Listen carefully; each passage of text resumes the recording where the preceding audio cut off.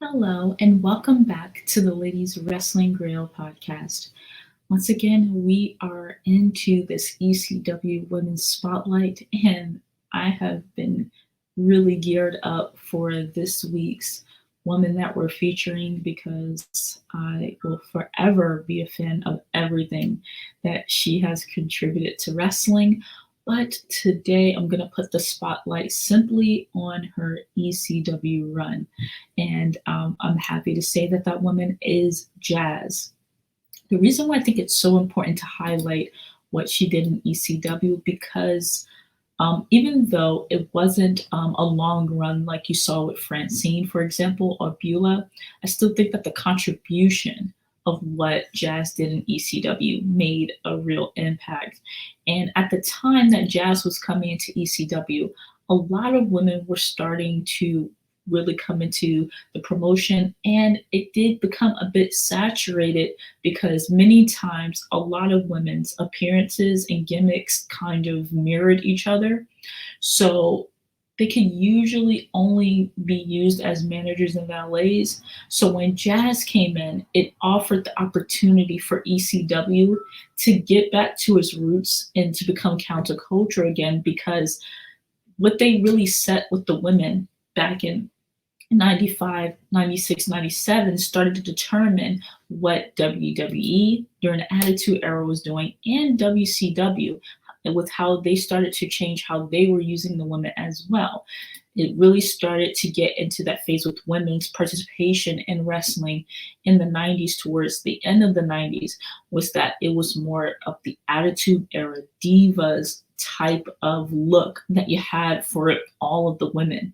So I think that having someone like Jazz start in ECW, with people starting to get to know her, really helped because it helped to put that stamp of approval that ECW is always usually 10 steps ahead of what's going to shift in the landscape of wrestling.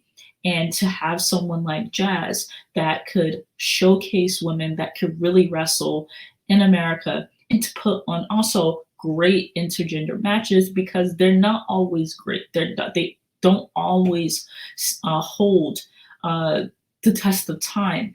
And Jazz's matches, even to this day in ECW, still holds up. And I really like that balance that it created because it didn't shame the women that were still in the company that were wrestlers, but it helped to start bringing an alternative to just seeing managers or valets. So let's get right into it. Let's start off with Jazz's early days and her training. So growing up, Jazz was, I'm pretty sure this is to no surprise of anyone, extremely athletic. She was involved in track, softball, and basketball, even being that good that she was able to get a scholarship to play basketball in college. But unfortunately, she did not get a chance to actually see the opportunity through because she tore her ACL during her senior year of high school. But being from Memphis, Jazz was a huge wrestling fan growing up, even going to the Coliseum to see wrestling live. She was able to see women like Jackie Moore, Sherry Martel, and Luna Vachon perform at a very early age. So that I think that helped to put into Jazz's head that that is, even though the landscape isn't filled with a bunch of women, it is a possibility because there are women that came before her that actually showed that they could have a prominent place in wrestling. And one of her friends approached her to pursue wrestling. And she then went to Don Bass's wrestling school in Arkansas and actually quit after the first week. She just thought that that would just be too challenging for her and it wasn't something that she thought was for her. She thought maybe, especially with her personality, that being a manager and hyping up the crowd would be her thing. And that worked until a promoter approached her and told her that the famous wrestler Junkyard Dog actually had a training school in Louisiana. And she took the opportunity. So I guess it was still, in her heart to want to try being a wrestler, but she had to feel like this was something that she could really handle. And I guess that was the time. And she took the opportunity. She went to Louisiana, and the rest is history. Jazz has been stated that what she learned at Junkyard School was the business of the wrestling business. She learned how to protect her name, her brand, and to know her value.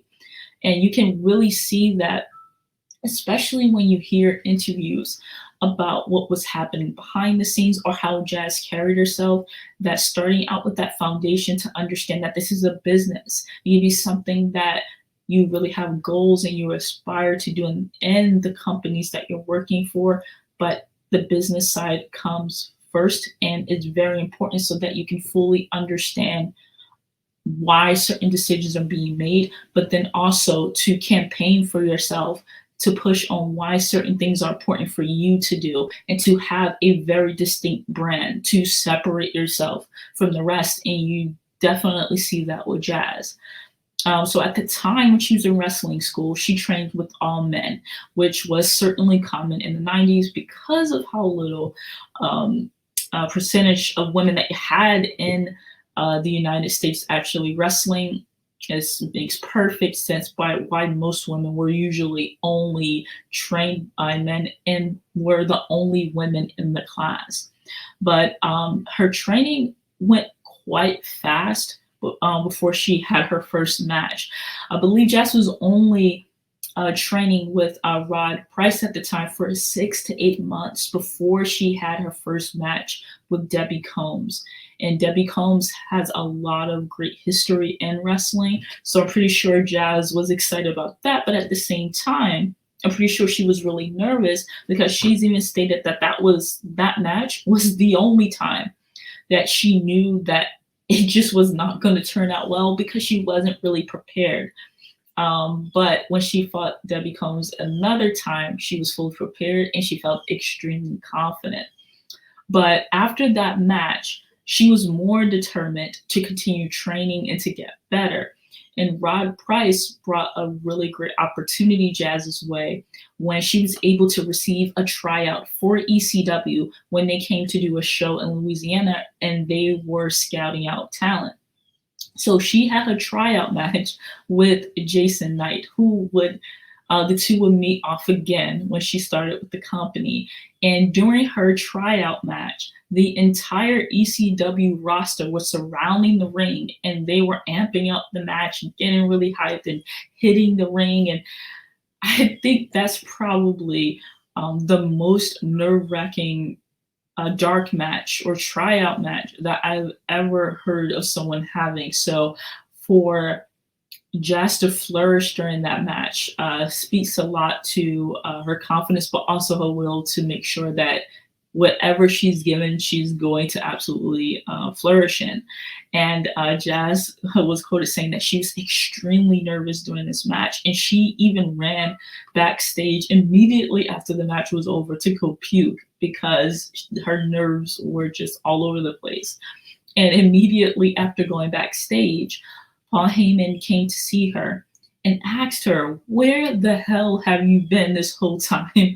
And obviously, needless to say, she was signed to ECW after that. So after an incredible tryout, Jazz was brought in and she was made to be a part of the Impact Players faction. And at that time, the Impact Players were growing a lot. They had a lot of members coming in and out, and Jazz happened to be one of them. And at the time, you had Lance Storm, Justin Credible, and Jason Knight. And Jazz has said that she truly enjoyed her time working with the Impact Players, and they worked really hard to make sure that she was always used and made to shine. Now, regardless of her being very great before it, backstage, even though she started out with the Impact Players, very quickly a feud or her feelings towards being with the Impact Players on screen changed, and she decided that she was better off without them because she felt like her participation with the Impact players was not being valued. Many times she wasn't even announced when she would come out with them, and then whenever she would help, she would never get any credit for it.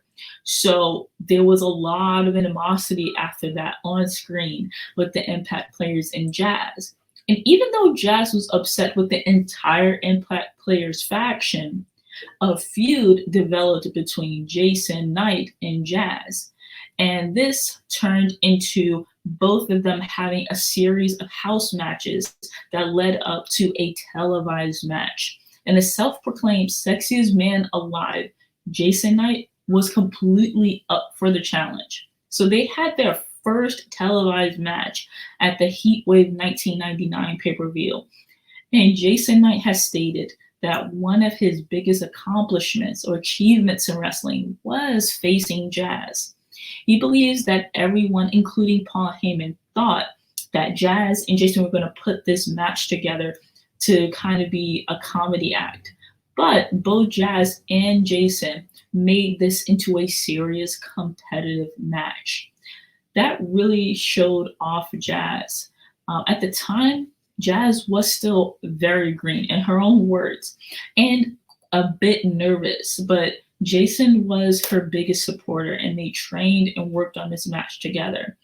And it goes to show how important it was for Jazz to start off in this promotion and have awesome competition like Jason, and someone that actually cared about her doing well too, and really wanted to help her put on a stellar match.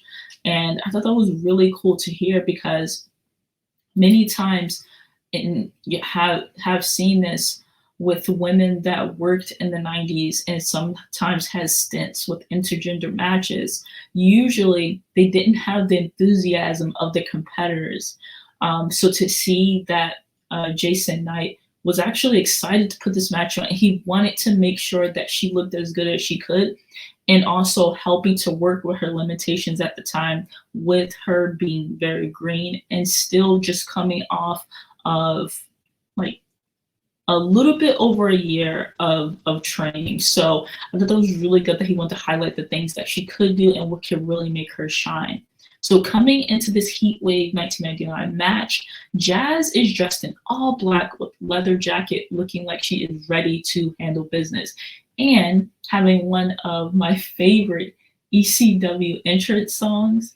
I just loved Jazz's vibe in ECW, and I think with hearing Jazz's background, with her being a manager beforehand, and then seeing her personality in ECW and how it was quite different than her time in WWE, I wish that now, looking back on it, that WWE would have shown more of her personality, because she has more of a laid back, chill vibe, and she's all business in the ring. That was true in ECW and WWE, but I really would have liked to have seen more of Jazz's personality in WWE. But yeah, Jazz comes to the ring. She's ready. The crowd is really behind her in this, so that was really cool to see.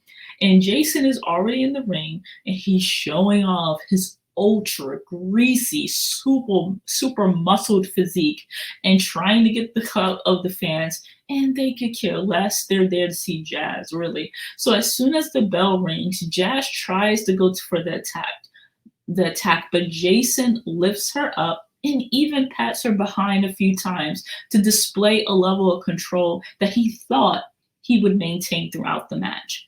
But Jazz is wise to this and uses her speed and agility to counter a lot of Jason's holds. Jazz gets into a crossbody from the top rope, a power slam, and even an impressive Samoan drop during the match that has the crowd going wild. This crowd, to me, like, if you're gonna have your introductory match, really, because this was the first that really put a spotlight to Jazz, this was the best crowd to do that in front of. And Jazz even brought in some chairs during the match. Even though I did see a review of this match, and someone did bring up a good point, even though it's not like something that's a deal breaker for the match.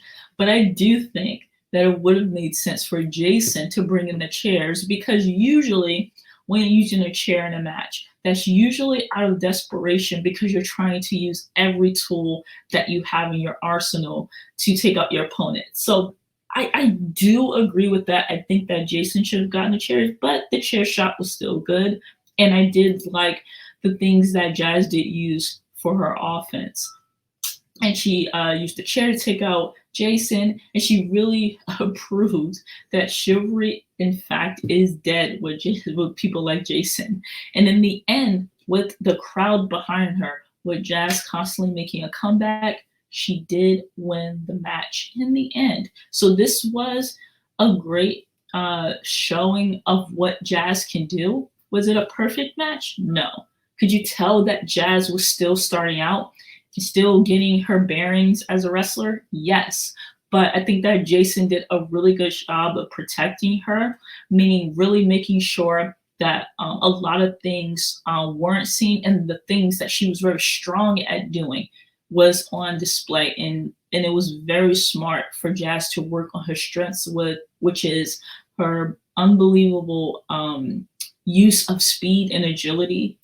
Especially, I think, with the crowd going insane when Jazz lifts up Jason to do the Samoan drop. It was showing what were her strengths in this match. So I think that for this being her like first match and first showcase in front of an ECW crowd, I think that this was a great match. So following Jazz's win against Jason Knight, we have Steve Corino come into play to see how he can fare against Jazz. So Jason is absolutely pissed after his defeat against Jazz. But at the same time, he doesn't want to face her again. So he asked for the assistance of Steve Corino to take her out. And Corino finds this to be absolutely hilarious that Jason does not want to fight a girl, as he said. But he takes Jason's money anyway and the challenge, thinking that it would be a piece of cake and an easy night. So with Rhino and Jack Victory at ringside, Steve Corino taunts and chops the crap out of Jazz several times in the corner. And of course, he's assuming that she will not get an offense in this match. But once Jazz gains the control and commences to chop Corino, a little payback, he rolls out of the ring and walks up the ramp, saying he's done with this match. Now, when the show comes back from commercial, Steve is back in the ring, and Jazz is determined to win now more than ever.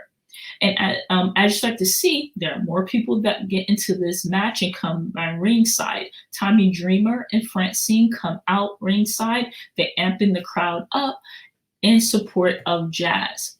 And Jazz makes a comeback and even stops Jack Victory from interfering. And let's just say that Francine in this match was the homie. She was making sure that she was looking out for Jazz and delivering double Bronco Busters to Steve Corino and Jack Victory, and double DDTs to make sure that Jazz got this win. As usual, especially toward the end of the 90s, there was a lot of things and a lot of people in and out of the ring, but they managed to make sure that it still came across as quite smooth and without any friction with everyone or even causing confusion for a viewer. And I thought that that was good. As I stated with Jazz's first match, you're still seeing that Jazz is really trying to get her bearings as a wrestler, but it's not distracting and it doesn't make you feel that she shouldn't be in the ring. It's just that, especially where you see where Jazz is now, you can really tell that this was the infant stage of her career. And even with that, how oppressive she was even at this stage in her career. And I think, as you will continue to hear me say throughout this podcast, ECW was great at making sure that she had wrestlers that could really show off her strengths. And that was proven with this match as well. I thought Steve did a really good job of making this an entertaining match, but really showing that even with him as a character not taking Jazz seriously, there were still moments where you can see that maybe he kind of thought that this wouldn't be as easy as he assumed. So during this time, with Jazz. You had moments where she was having encounters with some of the women on the roster.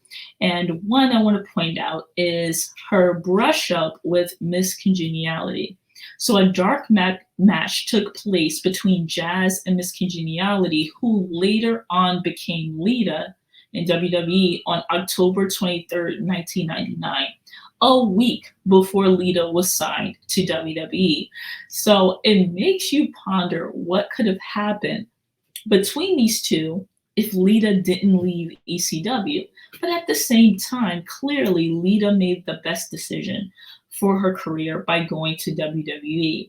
But I wonder, without that influence of WWE and possibly the ability to have longer matches, what could have happened between the two of them. But they, to me, kind of mirrored the same stage in their wrestling careers, where they were both still pretty green and trying to really get to know who they were as wrestlers as well as characters. So I thought it was interesting that they were able to meet at this time in their life. And I know that when Jazz actually did come to WWE, Lita was very excited to be able to work with Jazz. And as we know, and this will be touched upon in another podcast, that because I want to cover Jazz's career in WWE as well, that even though Jazz and Lita did have matches together, most of the feuding that Jazz had in WWE was with Trish Stratus. So I guess that's why there's still a part of me that's very curious about what would have happened if Miss Congeniality and Jazz had a long-standing feud, or even just, a decent amount of time actually really getting to know each other in the ring at that time in their careers. But I think it's safe to say that both women made the right choices at the right time in their career. And Lita was very smart to take that opportunity to go to WWE at that time. And around the same time, say around 1999, Jazz did lock horns with the prodigy Angel Orsini, and she was linked to the Impact players. So this is another time where Jazz is able to get her hands on some of the members of Impact players and get her revenge for what she felt was a bad ordeal with them on screen and not feeling appreciated by this faction. So she already had her feud with Jason Knight, and then she had a bit of a time, just a small stint, with being able to have a few matches with the prodigy Angel Orsini. And I feel that Angel could have also been a strong competitor for Jazz. It seemed like, just like I keep saying, and this is definitely the norm in the US at this time with female wrestlers, is that many times you'll have one match with a woman. You're not seen for a while, or you're put back into a manager's position. So you're not really getting the time to develop your character or to fully develop your wrestling skills. So many times when you're seeing these women fight at this time, you can see that there's something there, but they need the time. They need the time to have house show matches, to be on television, really honing in on those skills. So just like with Miss Congeniality at the time, with Jazz, with the Prodigy, they needed time to really develop their skills in the ring, and that wasn't happening as much. You would see these women collide maybe in one match or two, and then it would be done, and that feud wouldn't be touched again. So it seemed like maybe ECW was trying to, and especially if they would have stayed open past 2001, could have possibly developed a full-fledged women's division. But I don't know if it was a priority. I think it was something that they liked teasing, especially because Jazz was in such a unique position where she can, and the crowd would be completely behind her, face men, but at the same time, there were some women that could also have some great matches with her. So I think they were trying to see what they could do for Jazz and kind of testing it out. So One of like the last feuds that Jazz had was with Simon Diamond. So after feuding with Jason Knight and Steve Corino, having a very quick but very deadly encounter with Rhino, Jazz was offered up another opportunity to compete in an intergender match, this time with the super cocky Simon Diamond.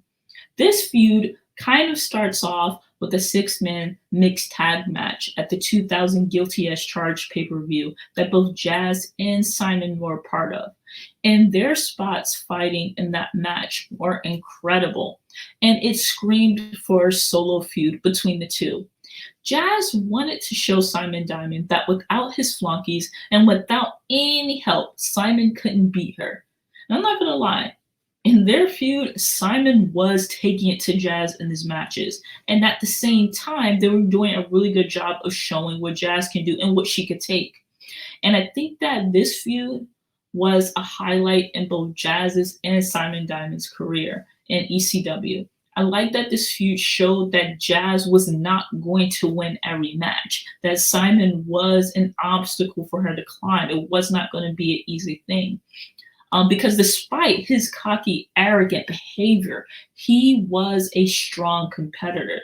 And Simon Diamond has been quoted as saying that Jazz was as tough as nails and very talented, but she's twice as nice outside of the ring.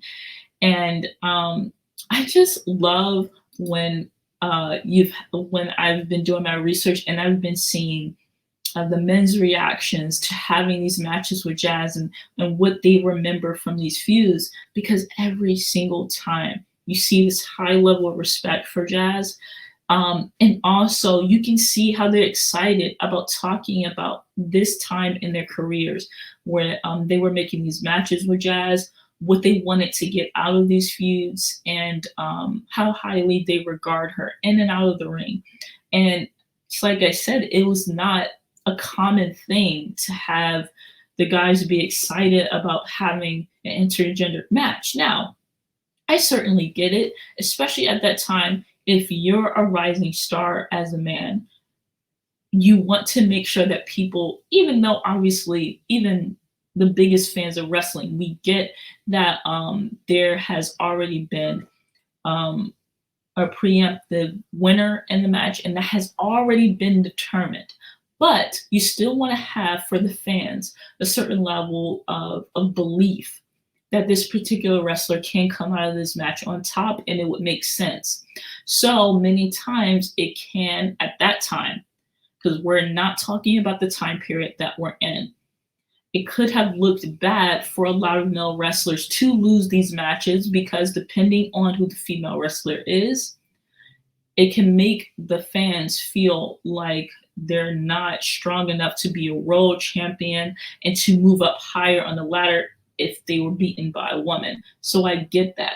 But I liked the way that these men like Jason Knight, Simon Diamond, Steve Corino, Rhino all saw it as an opportunity to just show how callous their characters were, how they didn't care who they were fighting. They were going to make it clear that they were going to come out on top, and that there was nothing to take away from their character if they won or lost. But 9 times out of 10, they were usually going to win the match. So it didn't take away from their characters, and they were smart enough to see that that was not going to be the case. But you can't lie. You have to have someone like Jazz for it to look like this is a strong competitor for these guys, and it's not downplaying how strong their character is. So it makes sense, and I feel that it was just lightning in a bottle for having someone like Jazz, because it completely justifies, just like we saw with China. If you're seeing someone like China that is unique in every way, then it's going to make sense to a fan